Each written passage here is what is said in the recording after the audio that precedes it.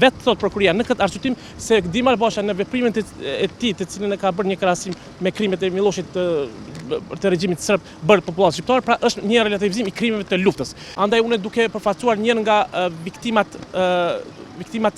civile shqiptare në Prizren, ku jemi ballaquar me një kriminal të kalibrit të rënd, pra në këtë rast përfaqësoj zonën Mirie, ku regjimi Milošević ka mbitur 2 djemt e saj binjak. Kemi parë të arsyeshme që të hapet dhe të iniciohet vepra penale për nxitje të urrejtjes kombëtare ndaj Dima Albashës. Por vendimi si kjo është skandalos sepse prokuria paramendoni se sa komplekse është kjo çështje. Këtu Dima Albasha,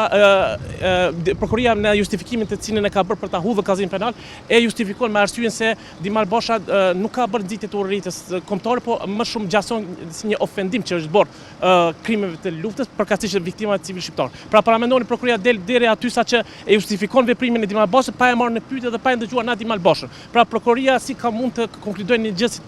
gjë të tillë duke e trajtuar këtë çështje si një ofendim dhe duke e relativizuar krimet e luftës. Pa vetë thot prokuria në këtë arsyetim se Dima Albasha në veprimet e tij, të cilën e ka bërë një krahasim me krimet e Miloshit të regjimit serb bërë popullatën shqiptare, pra është një relativizim i krimeve të luftës. Andaj edhe vetë pranon që janë prekur ndjenjat kolektive të popullatës shqiptare. Me padyshim konsideroj se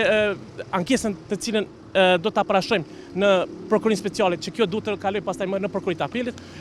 konsideroj se me një vlerësim të drejt objektiv, kjo çështje të paktën duhet të kthehet edhe në riprocedurë, të thirrë Dima Albasha dhe të shikojmë në çfarë forme dhe në çfarë piste e ka bërë një deklarim të tillë Dima Albasha. Dhe pse të martirizohet figura e Asidearit dhe pse të bëhet një krahasim me krimet e serbëve të Miloševićit, duke aluduar në të se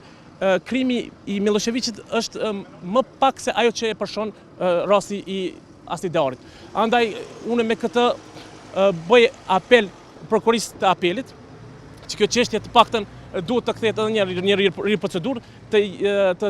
provat të jenë më të vlerësohen në mënyrë të drejtë dhe në mënyrë të ligjshme, e jo kjo çështje të mbyllet vetëm me një faqe. Dhe unë paralelisht sigurisht do ta njoftoj edhe presidenten e ARSP, e cila do të jetë, do të njoftoj instanca tjera ligjore të drejtësisë dhe do të dalim pse jo edhe një protestë të mashit paqësor edhe me organizatat e dara nga lufta që